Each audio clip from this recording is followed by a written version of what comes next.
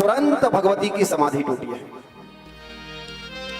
और जब मां जगत जननी की समाधि टूटी, बाबा प्रभु के विवाह के बाद और आगे कैसी लीलाएं हुई। देवी मैंने तो पूरी कथा सुना दी है बाबा, मैं क्या बतलाऊं, झूठ नहीं बोल रही हूं। जन्म की विवाह की कथा सुनते सुनते मेरे लिए समाधि लग गई और मैं उन लीलाओं में विचरण करने लगी। ये वास्तविक होता है जब वक्ता बोलता है और श्रोता श्रवण करता है तो जो शब्द चलते हैं मानो प्रभु की जो कथा है, जो उद्गाह है, जो प्रभु का प्रेम है, वो हमारे मन में, कानों में, संपूर्ण शरीर में, एक एक नस नस में, एक एक रोम रोम में वह कथा प्लावित होती रही।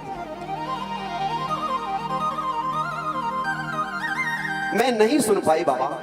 बोले देवी यदि नहीं सुन पाई हो तो हुंकारी के बीच में आवाज आ रही थी, ये हुंकारी कहां से आ रही। भोले बाबा ने इधर उधर देखा तो पार्श में वह सुख का नन्हा सा बालक है। ये भी श्रोता के रूप में इसने कथा सुनी है। देखो वैसे तो श्रोता का सच्चा लक्षण क्या होता है पता है आपको? श्रोता कथा का समय 2 बजे तो 1:45 बजे मंडप में पहुंच जावे, बैठ करके भजनों का आनंद ले, मंगलाचरण हो उसमें सम्मिलित हो, आरती का दर्शन करे, क्योंकि जो आरती होती है वो हमारे आरतों को हरती है। आरत मतलब हमारे दुखों का हरण करती है। और बड़े ध्यान पूर्वक बैठ करके कथा को सुने। भोले बाबा ने अपना त्रिशूल उठाया और त्रिशूल उठा करके उस नन्हे से सुख सावक को मारने के लिए दौड़ पड़े। और जब दौड़ पड़े तो सुख उड़ा, और ज्यों ही सुख उड़ रहा है पीछे से भोले बाबा। इधर बद्रिकाश्रम में, विशालापुरी में, यानी बद्रीनाथ धाम में, बद्रीनाथ क्यों बोलते उसे? पहले के समय में वहां पर बेर के पेड़ थे, बद्री फल थे, इसलिए उस जगह का नाम हुआ बद्रीनाथ। समी के पेड़ थे इसलिए नाम हुआ सम्याप्रो। वहां विराजते हैं कौन? वेद व्यास जी विराजते हैं। जब बहुत सारे लोगों ने दर्शन किया होगा, और जब आप लोग बद्रीनाथ का दर्शन कर लेते हो, फिर जब जहां पांडवों ने स्वर्गारोहण किया है और स्वर्गारोहण की तरफ आगे बढ़ते हो, आगे बढ़ते हो जाके देखते हो वहां पर एक गांव जिसका नाम है माना गांव है ना। वहां लिखा है इंडिया का आखिरी गांव। एक चाय की दुकान भी वहां पर है, वहां लिखा है इंडिया की आखिरी चाय की दुकान। उसके आगे चाइना का बॉर्डर चालू हो जाता है। और वहीं पर वो आश्रम है व्यास जी का आश्रम।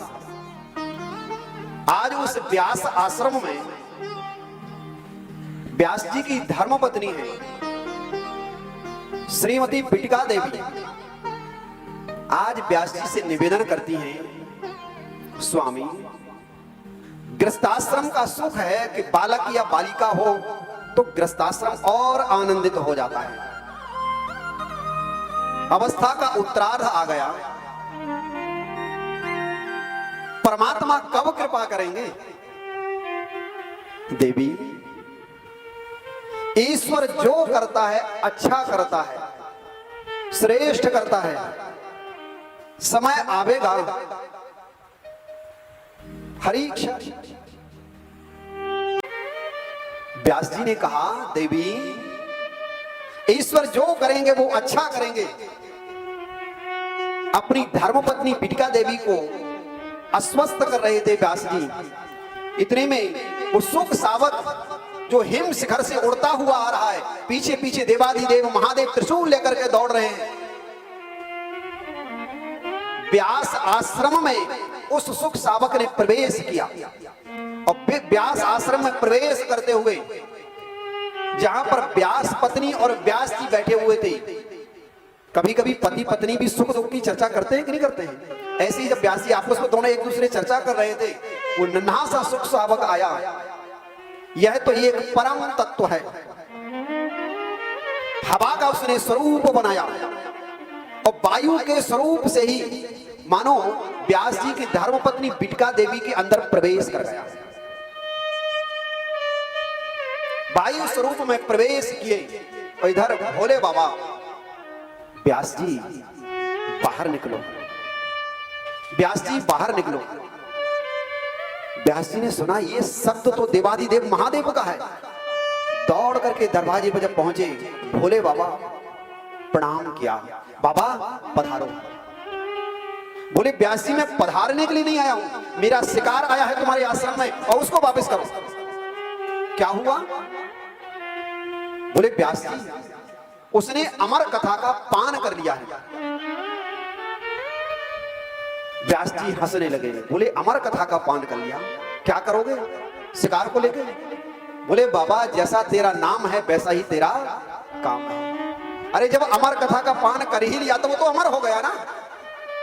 मानो आज भोले बाबा उस सुख के लिए व्यास के पास में सौंपने के लिए आए थे कि व्यास जी इसके लिए तत्व तो मैंने दिया, ज्ञान तो मैंने दे दिया है, लेकिन उस ज्ञान के द्वारा जन जन में भगवत रस का प्रचार प्रसार कैसे हो, ये दायित्व मैं तुम्हारे ऊपर सौंप करके जाता हूं कि इस सुख के द्वारा जन जन में भगवत नाम का प्रचार प्रसार हो।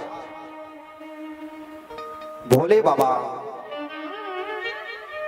अत्यंत प्रसन्न हुए। शिव ज्ञानमय होता है और हृदय ज्ञानान्न मुक्ति। ज्ञान जब पूर्व पक्ष में आता है तो भक्ति स्वधा ही चली आती है, और भक्ति स्वधा ही चली आती है तो परमात्मा स्वयं अपने आप प्राप्त होते हैं।